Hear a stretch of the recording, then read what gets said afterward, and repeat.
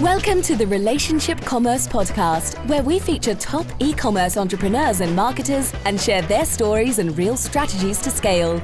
Now, let's get started.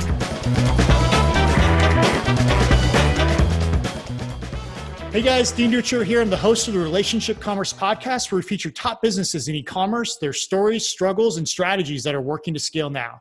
Past guests include Nate Lynn from Website Closers, Ryan Levesque from the Ask Method, and Jeremy Weiss from Inspired Insider. This episode is brought to you by Worth E-commerce, an email marketing agency. What if your email marketing could generate over 30% of your total online sales almost entirely on autopilot? Our mission is to help any small and medium-sized e-commerce business generate more than $1 million a year in revenue using just email. An email list, unlike social media or ad platforms, is a business asset that you own and control. It was the first form of digital marketing and outperforms almost every other channel on ROI. In fact, for every dollar you spend in email, you see an average $38 return. If you think I'm joking, you're saying to yourself, yeah, right, people don't open emails anymore, let alone buy from them. I've got to tell you the truth is your email list is like an ATM machine that prints money and profit. In fact, we've helped over 500 e-commerce stores leverage email to grow not just their revenue, but their profits. We've run 2 multi-million-dollar e-commerce brands ourselves. If you're doing over $500,000 in yearly revenue in your e-commerce store, then we can help. And you don't even need an email list to start. On today's show, we've got Youri, the e-commerce general manager for MadamGlam.com. Over the past 3 years, he's helped Madam Glam grow into a high 7-figure e-commerce company using his expertise in search engine marketing, online advertising, and email marketing, and other automation tools. Before Madam Glam, he was a general manager for the Piaget Soccer Club in Miami. Before that, he was the marketing manager for a dating site, adding up to over 10 years of e-commerce and digital marketing experience. Youri, thanks for joining the show. Dean, thank you for having me. I'm really excited to connect with you today. And we were talking a little bit before the show because a lot of the people that we have on the show are actually e-commerce business owners. And I'm curious to talk to you as more of the general manager, as an expert marketer, about your thoughts in e-commerce and your expertise and how you've helped, different brands grow. And I'm curious, before the show, you'd mentioned that you had your own store, but how did you get started in the e-commerce space? So I have a background in marketing and in finance. I did a master degree, which I graduated in 2009. And right after school, I saw that already in 2009, you had several websites not as advanced as they are right now. And I decided to launch a loyalty program in the south of France, between France and Spain. And the idea was to collect miles with a contactless card. From the butcher, from like any shops in the program, and you could spend the miles within the program. So basically, it was a loyalty program, very advanced, because in 2009, you can imagine that you didn't have that many contactless cards, and like the readers were not like super implemented in the commerce. And at the same time, we sold some mini tools that goes with loyalty for business owners. And after that, I arrived in the United States, where I worked as a marketing manager, and then working for like some kind of an incubator in Miami for 5-6 years, where I improved myself, the skills that I have right now in marketing and in e-commerce. And I have to say that right now, with my current position at Madam Glam, I've been really fortunate to see how deep and fast e-commerce accelerated over the last 3 years. It has been crazy. If we go back just 3 years before, e-commerce was really good, but now you have even commercials on the subway for Shopify. You have companies such as MailChimp that are not even advertising themselves because they are well known. And you have like new competitors like Klaviyo, the marketing tools that is right now in the business. Plus, not talking about like the major actors, Shopify, Magento, PrestaShop, etc. It's booming. It's booming. Yeah, it's wild to see the growth of not just stores, but also services and SaaS, software companies, and how they're all trying to get market share and really grow. And one of the things that I've noticed is culture often seems to play, a big part in customer experience for the companies that really have grown these last 3 years. You mentioned Klaviyo. I love those guys. Their culture and their customer experience is great, where some others aren't. You don't hear about some of the others as much. But I'm curious, as you've been working at Madam Glam, what's been kind of your core role there? How did it start? Your first few months to what are you doing now for them? When I first started at Madam Glam, the company was already 3 years old. They had their own, supply chain, manufacturers, product, etc., etc. And when I took the company over, I saw right away, immediately, an opportunity to make this company grow by launching constantly new products. So we used to work on Magento before. It came to our attention that Magento was migrating to a V2 with no, I would say, really good track records. Nobody knew exactly what it was. And Shopify was offering some very good onboarding processes. And they were really attractive back in those days, saying, hey, guys, we will be the future of e-commerce. So at some point, we had a couple of options. The first one was either we migrate and we move to Magento 2, or we move everything to Shopify. And honestly, it has been like one of the best decisions we took for the business to move to Shopify Plus. As a reminder for the audience, you have a few options on Shopify, which is the first one, the basics. You pretty much don't pay anything. You have a 2.9% on the gateway, the payment gateway that they take, and the solution is pretty much free. All the way up to the Plus, and the Plus gives you like tons of tools, tons of things that you can use to enhance the website. And it has been really the best move that we did to move everything from Magento to Shopify. Now, on a pure business development, we decided 1.5 years ago to start launching one collection equals about 10 products a month. Oh, wow. So we have a product cycle that every month we bring something new to our clients. So we have to think about, the overall marketing strategy. When you launch a product, it's not just, we are going to launch something. You have to create the concept. You have to source the product. You have to get the product at the warehouse to start distributing it on your website. So it takes quite some time, and to be where we're at right now, it took us roughly 6 months, 7 months to really, get up and running, have everything ready, know exactly how to do a marketing launch, when do we want to do it, how do we communicate with our audience, because it's not about just, hey, I'm going to launch something. If you don't tell the audience the right one at the right time with the right message, it's really hard, to get the product basically sold on the website. Yeah. So we took Madam Glam from a level that was really great in the industry, but not super well known by, influencers, by the big majors in the industry. And right now we know for a fact that our products are loved because we have distributors worldwide. Yep. We are working with business owners for salon, like the professionals, the beauty salon, and everyone that has at least once an experience or contact with not only the brand on social media or through Facebook ads, etc., but like a real tangible contact with the product. They are in love with what we did, what we are doing right now. So we took Madam Glam from regular level of awareness to now a really astonishing level of brand recognition, product love, craving, and bringing new products to the clients on a monthly basis definitely helped. Gotcha. And I'm curious, there's a lot to unpack there. One is product launches. Two is, getting the message out and creating those new products that people want. And then three is kind of you mentioned influencers and gaining traction. If we kind of break that up, what do you think gave you guys the most traction at first in terms of just getting visitors to your site, for example? Did you already have pre-built infrastructure in terms of like the salons? But I guess I'm more speaking from like an e-commerce perspective. How did you start to build that much traction so fast? So we have to go back a little bit to what I said originally. In 2009, it was not as it is before.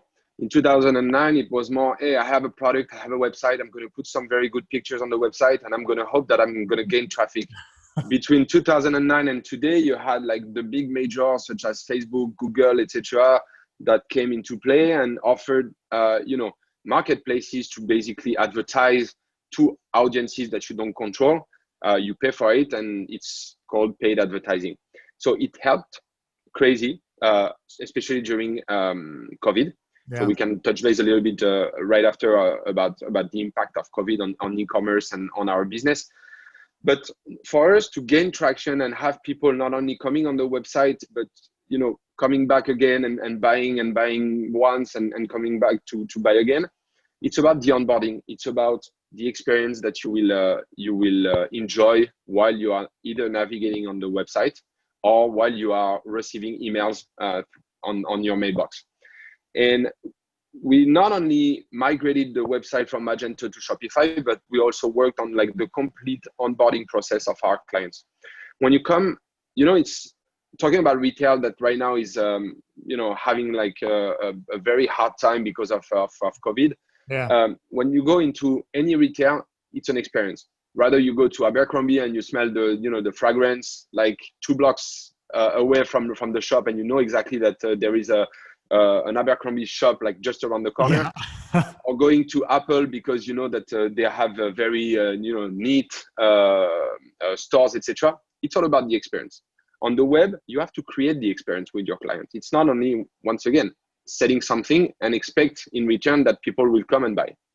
If you go on a website and every day the website is the same for the upcoming 6-7 months, or not even 6-7 months, 6-7 weeks, then you don't receive any email, or the emails that you receive are not coded as it should be, or the visuals that you are receiving are not good, or they decide to send automations through emails that arrive 1 hour after the other, and like every single 30 minutes you have emails that are booming your mailbox.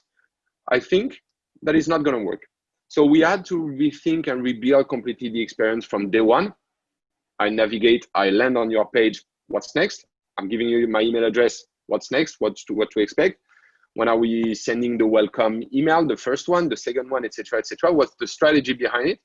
To make sure that basically you like the experience, not only finding very good products with the very right and accurate product descriptions, but also behind that, what can we offer?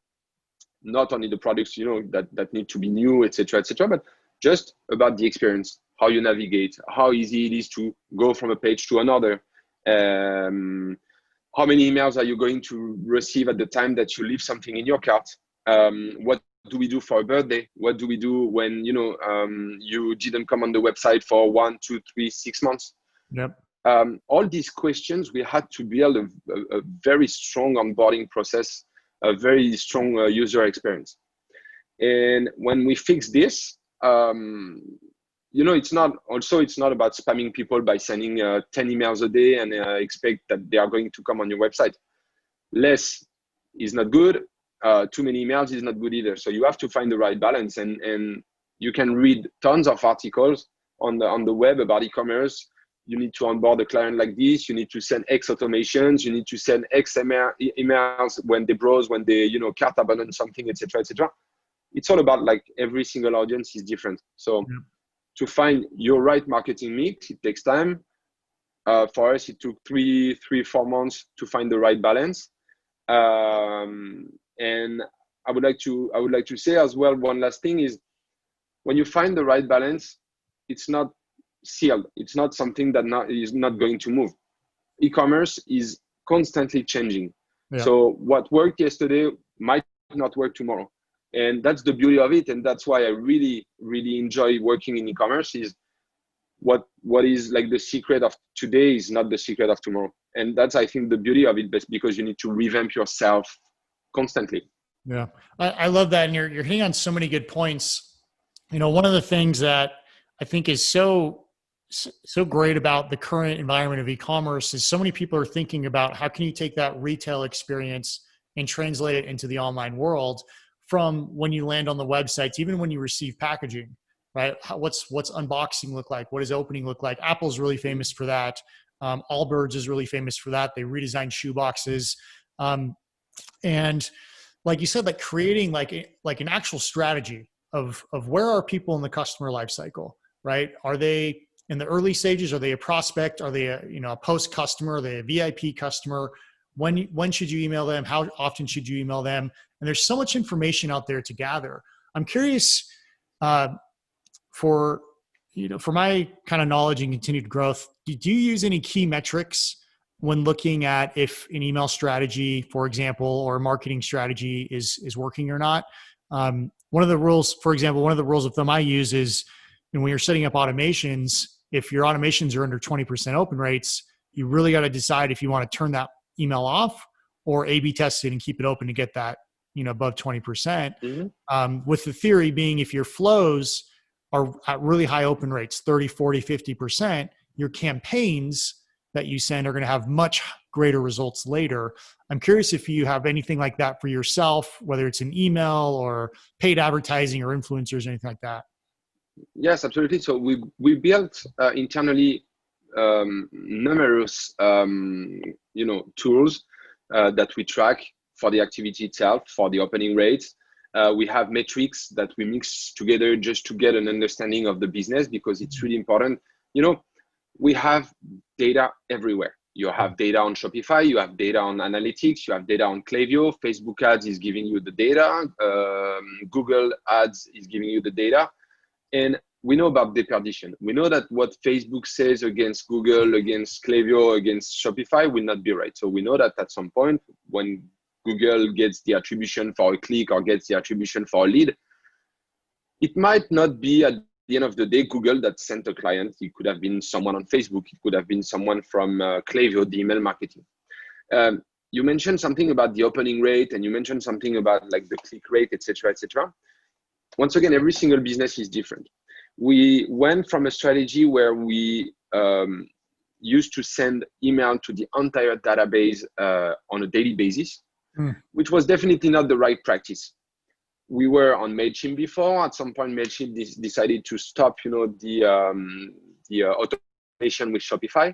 Yep. And you had to work with a third party to plug MailChimp on your website. For us, it was time, to move on and move on Klaviyo, which we just talked about. And honestly, I'm not paid by Klaviyo by saying that, but they are doing a very amazing job in not only the onboarding, but all the advices that they can provide you, from like the onboarding until going deeper into your strategy. And they've been really, really helpful.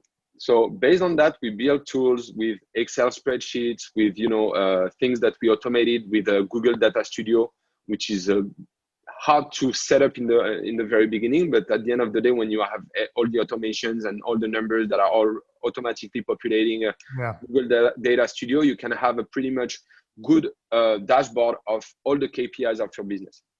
And so we had, back in those days on Magento, we had what we call the VIP box. You mentioned the packaging that is important, and that's something that matters a lot to me, is what I call the wow effect. And the wow effect, if you never heard of it, it's I'm going to buy something, I'm going to receive a box, and what's next? Okay, it's a corrugated box from Uline. It might not do the job, even if the product is the best in the world. So you have to work on, okay, the packaging. How do I pack my product? What's the way that my customer will receive it? And when we migrated from Magento to Shopify, we had what we call the VIP box, which was basically a box with 3 gels that you receive on a monthly basis for $29 a month. And we told ourselves, okay, we have to go to the next level. And what was the next level? The next level was to offer a true VIP experience on the website. So right now we have a couple of options when you check out on our website. You can either check out as a VIP, or you can check out as a regular member. If you don't want to commit to anything, you can pay the full price. You have no commitment. You will pay for shipping when you are under $100. You will be receiving the product in, I'm not going to spoil because it's new, but in a box that is a non-VIP box. And that's an improvement that we just made. And the VIP, when they are VIP, they will be receiving something different. Like the entire website changes when you become a VIP. Oh, wow. So the My Account tab is completely different when you're a VIP, when you're not a VIP. It becomes gold. The tools that you have within the My Account tab are completely different when you are VIP, just because we needed to offer something new to our clients. And the VIP eventually will receive their product in a specific dedicated box.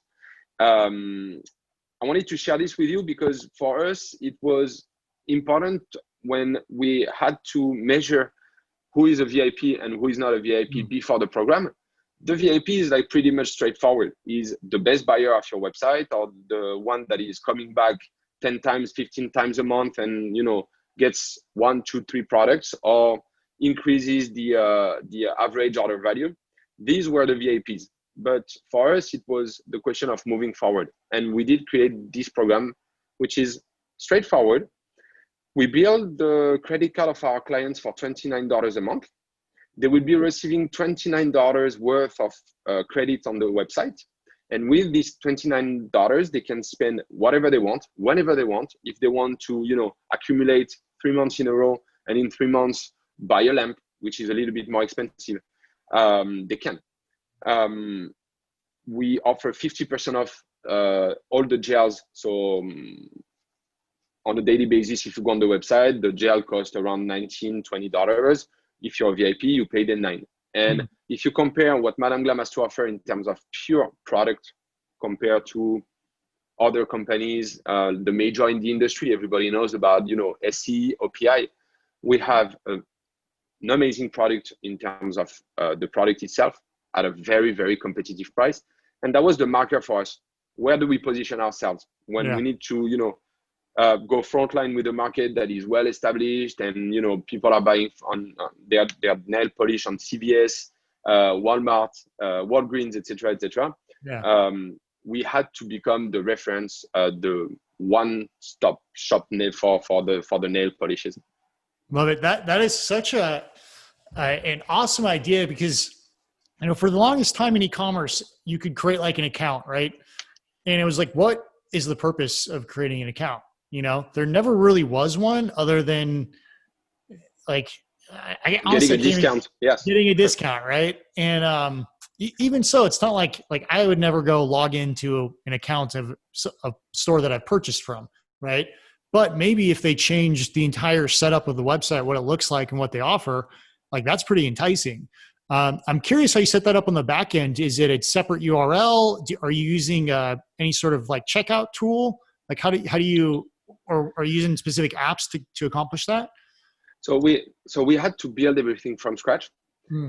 You have companies, and that's the beauty of Shopify. That's something I really like sharing with the people that I talk e-commerce with. Is Shopify is like the Apple Store. You need something, you have an app for that, and sometimes you do not have an app. So sometimes you have to build it from scratch. When we had the idea of building the VIP program from scratch, we wanted to work with Recharge, which did not offer back in those days the option, to do a subscription model, meaning charge $29 a month for the client. And now they are offering it, but they are just getting into that. We had to build it from scratch because it was 2.5 years ago already. So we have,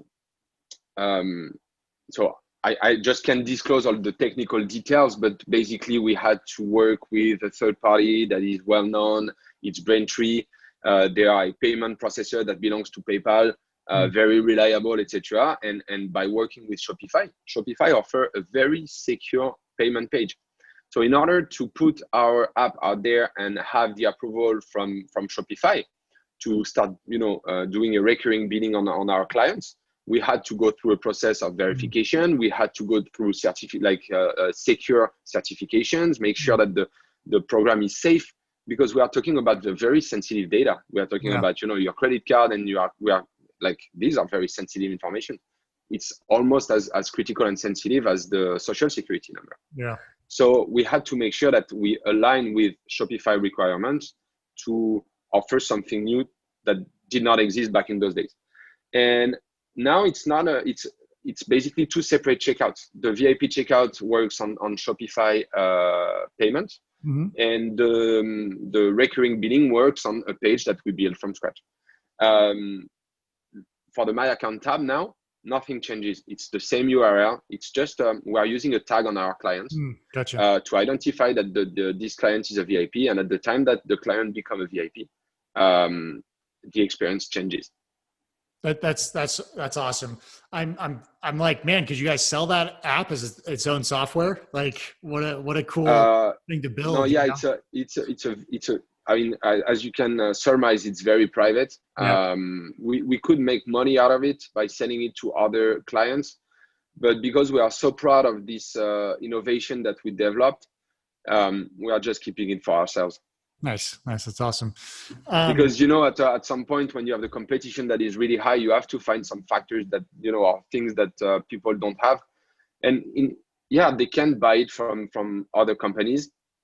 You have a couple, so it's not super hard to find.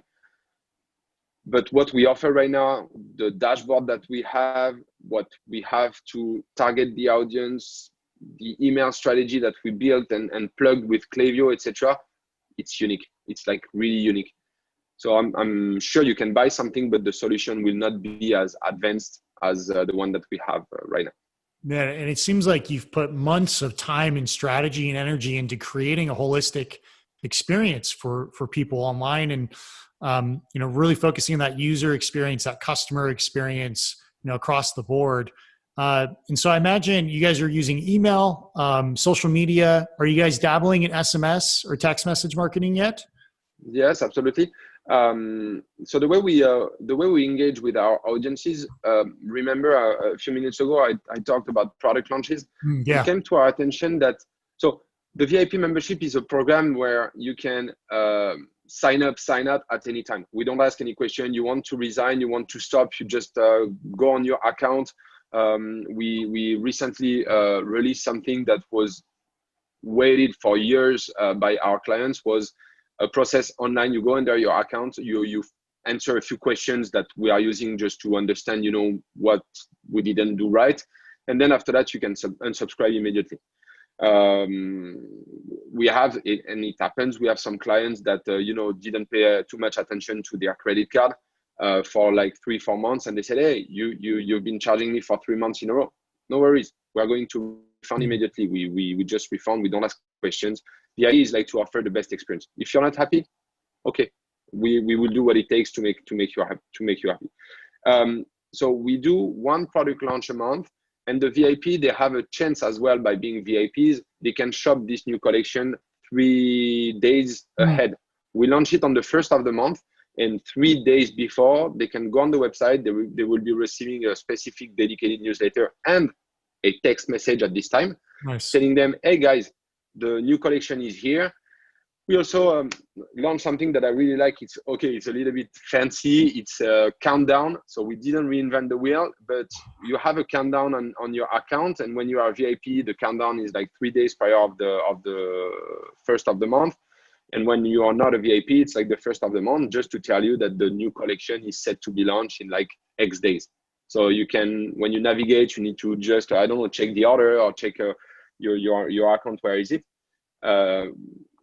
You will see that. So text messages, I'm from France originally, and in France, it's like something that is super aggressive. When you sign up to something, you will be receiving constantly text messages. Interesting. It's as surprising as it is in the United States. I didn't see that many companies using text messages because, first of all, I think that text messages are really intrusive, because when you have a text, I'm sure you receive some spams from people that just trying to sell something or having you click on one URL. But you are going to open. I saw someone once in the subway, he had 1,700 text messages unread on his phone. I'm like, okay, 1,700, I don't understand. For the emails, like people got like 10,000, 20,000 emails and unread emails. But for text messages, I barely see people with like notifications telling you that you have unread text messages. So it's a great, powerful marketing tool, but you have to be extremely cautious in the way that you use it, in the way you're using it, just because if you send too many text messages, you are really going to enter in everybody's house, everybody's life, and it's really easy to lose a customer because you send too many text messages. Emails, I don't like you, I spam you, bye-bye. I don't see you, and that's it. Yeah. Text messages, you can really create a sensation of, offense because, it's intrusive. It got into my phone. It's like my private property. Yeah. So if you use text strategy, do it, but do it like with care. Yeah, absolutely. And the company that I really like that's doing text messaging right now is Postscript. They're a really solid company and they follow the regulations, have really good advice and strategy. Klaviyo is trying to do it. They're not there yet, but I know they're trying really hard, and I think they will. Another one is kind of interesting. Cart Loop, I believe is what it's called. They're a newer one. But one of the things that I've seen work really well with text messaging is it's not a one-way communication. Like email is kind of one way, right? Like not a lot of people are going to respond to an email newsletter or things like that. You'll get a few here and there. But if you can utilize SMS and you can have a support person actually respond to text messages and like have an actual person there, I've seen it become really effective as a tool. Yeah, I'm not absolutely. sure if you guys that or That's a plan for Q1 2021. We are launching some like a feature as such. The first time that I discovered this feature was with Delta, the airline company. Delta at some point, they had a real struggle answering their clients. And the only way at some point to raise your voice with Delta was to post something, rather you have 50 followers on Twitter or like you have 10 million, to post something on Twitter. And there immediately they had a very good customer community manager that was super responsive and addressing every single issue when they were coming. And at this time, they decided to push that to the next level. You can talk to a representative directly using your iPhone. Wow. That's an amazing feature because take it this way. Over the phone, you're going to spend what? 2 hours waiting for someone to call you back when the callback feature works. By email, okay, you have the acknowledgement. We got your email. Someone will respond in like 48 hours. Yeah. Okay, at least you have like the acknowledgement that they received the email. But by text, it goes so fast. And immediately you have someone that will address your question and will answer your needs. So we are developing a feature like this. You mentioned like in text message, the few actors that are out there. Klaviyo is, and we just on board with Klaviyo because we decided to, combine all the marketing strategy between emails and text messages using the same software. I was telling you that you have an app for everything. When you start in e-commerce, you want to try and experiment things and create like, landing pages with a wheel to create an attraction, and you would get a discount if you spin the wheel. And what I see that works right now, once again, use a tool only if you need it. Do not overpay for tools that you don't need. Yeah. I have a client on the side. I give some advices for e-commerce companies with a company on the side, and one of my client got a like monthly bill of $3,000 only with applications. And my first question was, out of the $3,000, how much money do you make? And out of the $3,000, how many of these apps are you really using? Yeah. From 3,000, we moved the bill to 700. Yeah. Because A/B testing costs a lot. Application that you barely use, they can be really expensive at the end of the day. So it's really important to only use the tools that you need. Yeah, absolutely. And I like to think about it when I'm working with clients like, hey, what's the 20/80 right now for you, right? Like what 20% of your tools, your marketing is going to produce 80% of your results, right? How can we trim back and focus on that, especially right now as people start getting prepped for Black Friday and Cyber Monday and whatever's, no one really knows what's going to happen, during the holidays this year. I imagine it's going to be crazy huge online sales as people aren't shopping in retail. But, we're telling clients like, hey, focus on building your lists, whether it's phone numbers or emails now, because the Black Friday pricing is going to be insane, for paid advertising. And, you got to start leveraging what you have now and growing that and nurturing it and providing that experience now for that big time. And then those people will trickle over to the next year, which is cool to see. And I saw actually during COVID, and that was quite surprising, I have to say. Everybody was scared about COVID, e-commerce. We will have a major impact on our industry. Actually, it was like completely the opposite. Like the majors in the industry, retailers, they completely cut their advertising budget. Victoria's Secret, for instance, like the one who used to be back in those days driving traffic through store. Yeah. Everything moved online. And actually, so I don't know if people seized the opportunity to do that, but we did.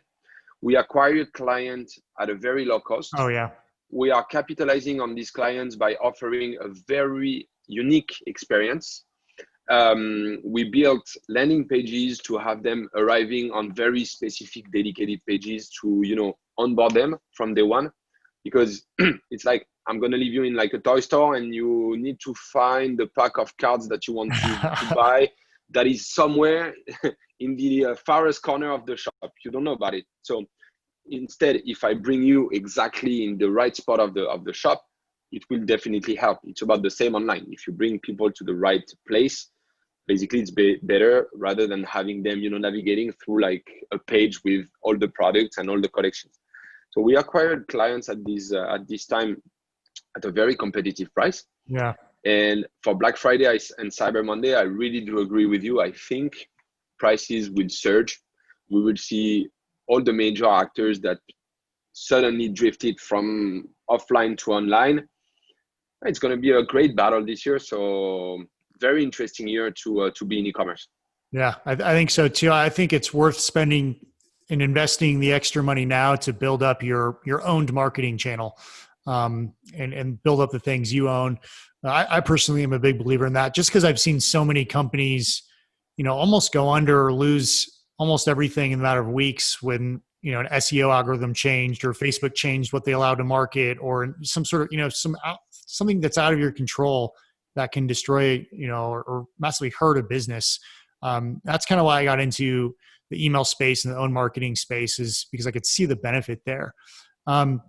So I want to start wrapping up because I want to be conscious of your time, Youri. And I kind of have a few, there's so many questions I had for you just in general from an e-commerce perspective and a love of e-commerce.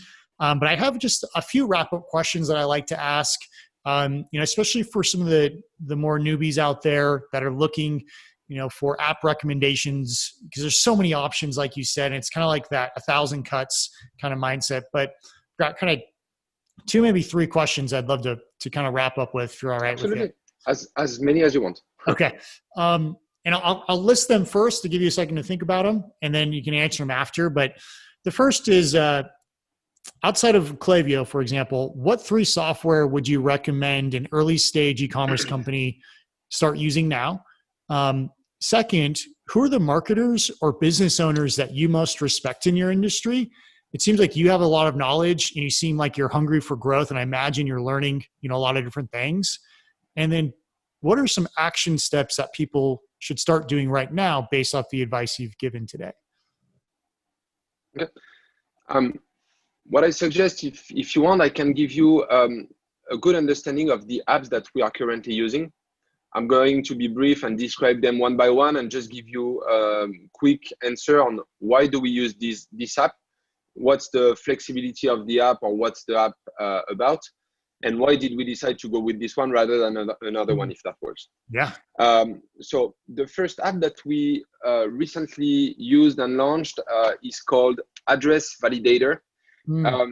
With COVID, we had so many issues with people that did not even answer hey, what's your unit or apartment number? What's like the zip code? Is it the right one, etc., etc. At some point, we decided to implement a solution that will tell you, based on, you know, USPS database, hey, I think that your address is not correct. Can you please check it? We improved by, I would say, drastically 40-50% the rate of accuracy on the shipping process, meaning that at the end of the day, right now, our delivery rate is close to 96-97%, which is amazing. Wow. We are using an app that is called Easy Lockdown Access Management. Okay. This app is really great because with this app, you can basically lock down some part of your website. For instance, if you have, let's take, we are selling on the website a hand sanitizer, and hand sanitizer is hazmat, hazardous material. It's a dangerous good, so we cannot ship it worldwide because it has to be ground shipping. So we can ship it to Canada, we can ship it to the United States. So we are, for instance, using this app to restrict the access from other countries to certain collection or certain products on the website. What's that app called again? Easy Lockdown Access Management. Easy Lockdown. Cool. I'm gonna write Yeah, this. we tried several. We had issues. The setup was not good. The app was completely blocking the website. People did not even have access to like the homepage at some point. This one is like stable, reliable. People behind it, like the support is great. So it's a really, really good app that we are using, and I highly recommend it. So we recently installed the fraud filter from Shopify, which helps prevent the fraud on it's a free app as well. Some of them, so address validator, you have to pay for it. Easy Lockdown, I think you have to pay, but like it's a really low price. Fraud filter is free.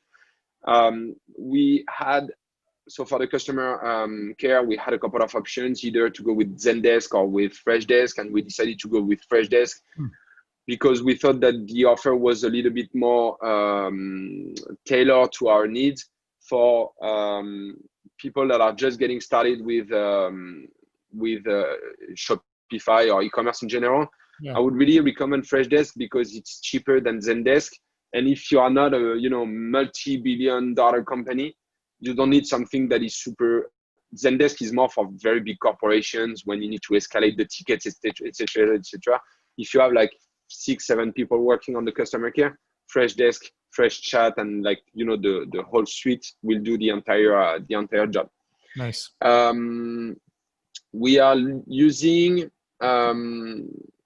so we built some apps, but in terms of marketing, we are using Push All, which can send some push notifications to the users. It's a really good tool because it's not super intrusive in the browser. When you are navigating, you have some cells, etc.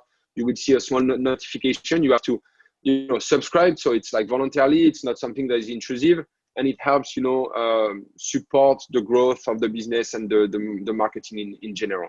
Nice. There is an app that I'd like to take a few minutes to talk about. I'll come back to it in a second. It's called Shogun. Okay. We are also using 2 apps that I really like. The first one is called Smart Search and Instant Search. It's an app that really help the search control, the keywords that are searched by people within the app, within the website. It's Searchonize, the company that is behind it. Really great because the onboarding is super easy. If you have some specific needs to set up the colors of the search page or anything, you can do a customization. It's really easy to handle. So I really like this app. The latest one that I want to discuss before talking about Shogun is a Trust Spot. They do photo and company/product reviews. Same thing. We tried several. We tried Lootpee, we tried Yotpo, etc. Some of them got pros and cons, and we decided to go with TrustSpot. Same thing. Really good experience with them, and that matters a lot to me. When you have an issue, you need to reach out to someone, and you really have a human being, behind the line that is answering your questions and assisting you. They've been doing a really great job in, assisting us. Plus, all the reviews that we have on the website are verified because at the time that we send a package to someone, we are like a few days after asking them, hey, how was the experience? And we are posting all the reviews on the website. Awesome. So it's great, easy to set up as well. You don't need to be a tech to set up this app. Which is also really important part of me to use apps that are already ready. You plug them and just basically right now you can use them. Yeah. And the last one is called Shogun. Shogun helps building pages, and Shogun is really great because you can not only build landing pages, but you can also improve the way that the collection pages on your website are displayed. It's really easy. It's like drag and drop. You can create some blocks. And if you're not, HTML oriented or you don't know anything about coding, etc., the app is pretty stable with, here and there a few bugs, but at the time that you start doing moving blocks around, adding some text and pictures, for someone that doesn't know anything about coding, it's great to start with this. So I really like this app. And after that, indeed, we plug the website with Klaviyo, with Facebook, with Instagram, with Google Analytics, all those things that help, having a good overview of the business. Nice. Awesome. Thank you for that. That's a lot of good apps. There's a few that I haven't heard of, which usually I've heard of most. So thank you for sharing that. And then, so the second question was about who do I admire in the industry? Yes. I have a very personal sensitivity with a company called Pericon MD. Okay. So I really, and pharmacy with PH. Okay. I really admire these two companies because of the onboarding process that they have, the newsletter they are sending, the beauty of their website, the growth of the company. I came across Pericon MD really just like that. We were at the same warehouse. So one day I was checking my products and I saw their products, and I was really fascinated by the packaging that they have. So I went on their website, and that's what I do. When I see a website that I like, I'm going to subscribe to their email address, newsletter, etc., just to get a good understanding on what are they doing. And these two are really doing an amazing job. Pharmacy basically deliver products like skincare product, etc. It's a Pharmacy, pharmacy. Take a look at it. Take a look at the website. Subscribe to their newsletter. It's really, really, really fascinating what they are doing. So I really admire these two companies. Awesome. Thank you. So how do you spell the first one? Pericon, PERRECONEMD. Okay. Awesome. Thank you for that. And so based off all the advice you've given, which has been plentiful, and thank you so much for everything you've shared and talked about. There's some awesome pearls of knowledge in there. I'm curious what you would tell someone who's kind of new, to the industry, what, they should start focusing on now. The experience, the online store first, and the experience second. The online store is critical because at the time that you ship your product, even if the packages is not like the packaging or the packages are not super decent, it will do the job. If the product is good, the customer at the end of the day will be happy by the experience that they had while navigating on the website. Indeed, at the end of the day, you need to improve also this, to cultivate this wow effect that I mentioned a little bit earlier. However, on the website, the first contact from a prospect with your brand is the most important one. In e-commerce, we are all looking at the bounce rate because when you go on e-commerce, you have to, capture immediately the email address. Everybody has tricks. Everyone has super beautiful landing pages, open, closed websites. You can skip, you cannot skip, etc., etc. What do we do next? When do we send the first email? Which email are we sending? Are we talking about the brand? Are we talking about the product? Are we just welcoming the member in the club? And every single website or company has a different approach. And that's the beauty of e-commerce.